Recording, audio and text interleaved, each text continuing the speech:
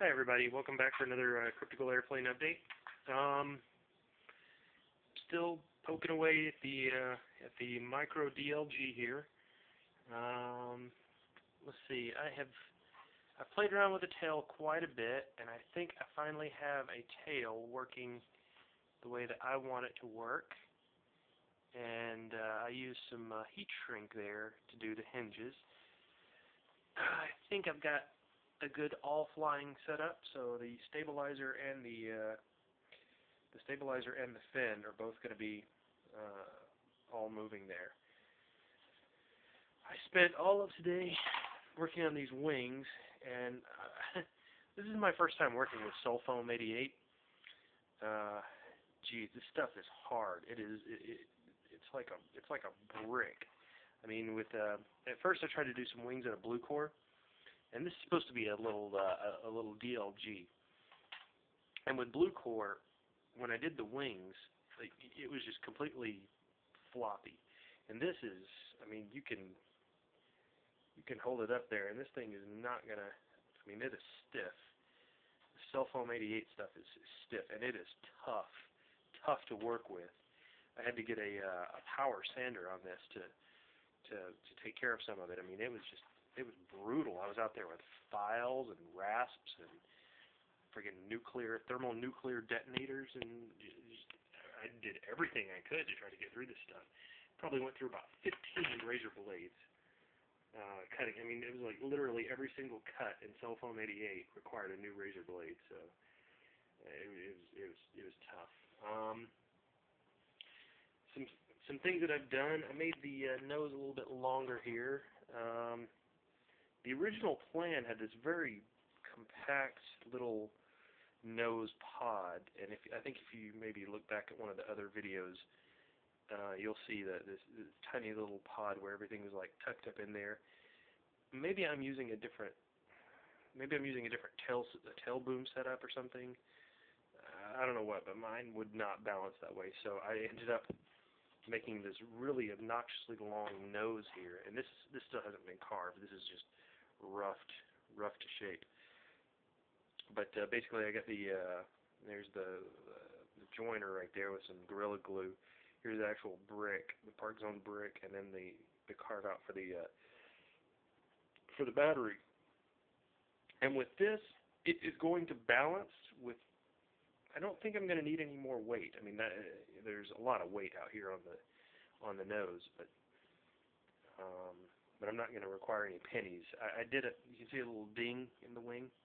I did a test glide earlier just to see how the thing was going to handle. It actually handles a lot better than I expected, but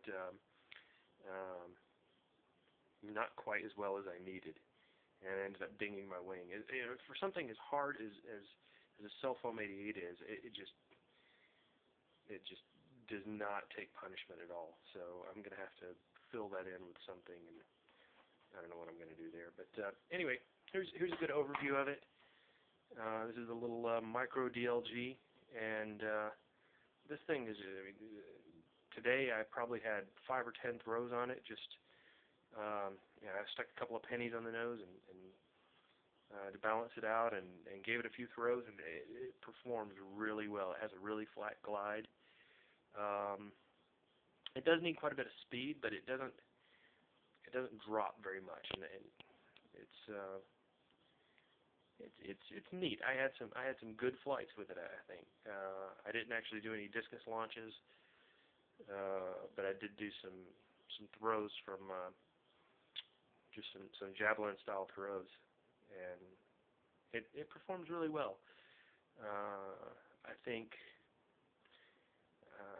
I might need a little bit more rudder throw than this is giving me, so I might have to come up with some kind of plan to increase the rudder throws. And I think, I don't know if the dihedral, I don't know, something about the rudder and the dihedral, and that makes it better. I don't know how that works. I'm just building it according to the plan, and the guy said, the guy whose plans that I'm working on said, well, you might need some more dihedral, so I gave it a little bit, like maybe another 1/4 inch of dihedral over what he suggested. But all in all, I think it's coming along really well. Tomorrow morning, I'm definitely, well, not tomorrow morning, but tomorrow afternoon, I'm definitely going to be flying it.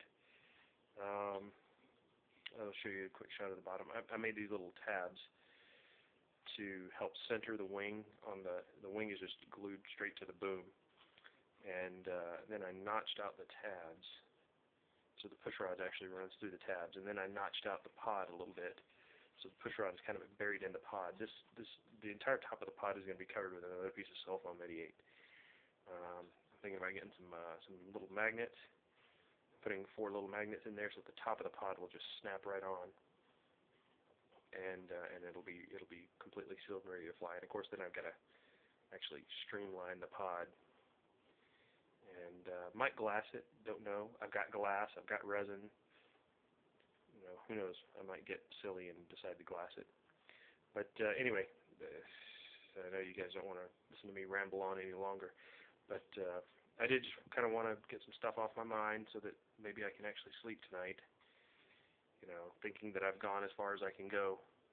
Now it's time to go and get some sleep. Anyway, thanks for tuning in, guys. If you have any questions about it, you can find me in the hand launch forums over on the RC groups. You can also post a comment here, and I will try to respond. Anyway, thanks for sticking around, and hope you enjoyed it. Ciao.